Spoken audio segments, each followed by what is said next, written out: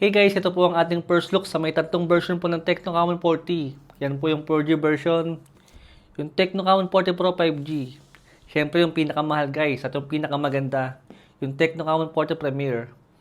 Ito po yung design guys ng Tecno Camon 40 na 4G version. Meron po siyang triple camera setup dito. At ito guys yung ating side sa kanya. Meron po siyang flat display lang dito at meron po tayong additional na button sa kanya. Yan po yung kanyang display. Malaki po yung display natin at meron po yung AMOLED display. Yan. Ito naman po guys yung Tecno Camon 40 Pro 5G.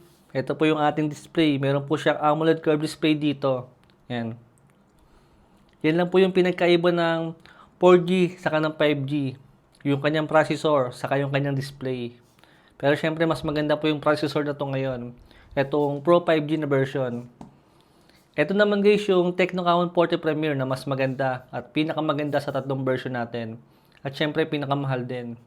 Dito pa lang sa may camera setup natin guys, kitang-kita na po rito na talagang ito po talagang pinaka-beast sa kanilang tatlo dyan. Yan. Pero sa kanyang display cases, meron po siyang flat display. I think magandang option po ang flat display kung sakali man po na gusto natin talaga ng overall na smartphone. Pero syempre ito pa lang yung ating first look sa kanya. Dahil mas maganda mag-games dito sa may flat display kaysa sa may curved display. Yan guys yung ating first look. Nilalagyan ko pa lang po sila ng mga application para po matesting natin.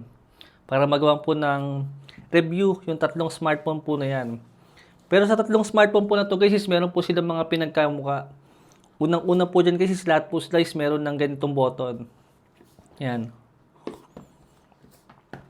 One tap button po yan guys at malaking silbi rin po yan guys para sa mga mahilig po mag-photography. At ang kagandahan din po ng tatlong smartphone na to is meron po silang same na battery na merong 5,200 mAh sa battery. Itong tatlong smartphone po na yan. At dito pa guys, isang maganda pa po sa smartphone na to, sa kanilang tatlo po, even itong mas murang version, is meron na po silang AI dito na mga features. Yan.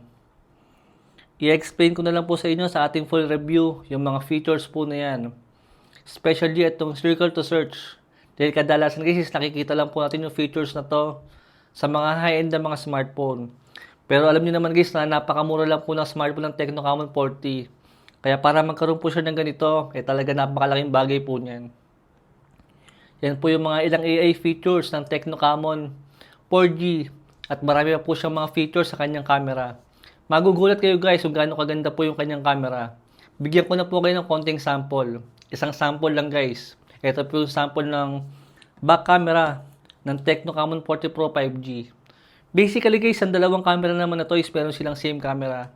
At ito guys, meron siyang at itong Tecno Camon 40 Premier, syempre ito po yung meron pinakamagandang camera.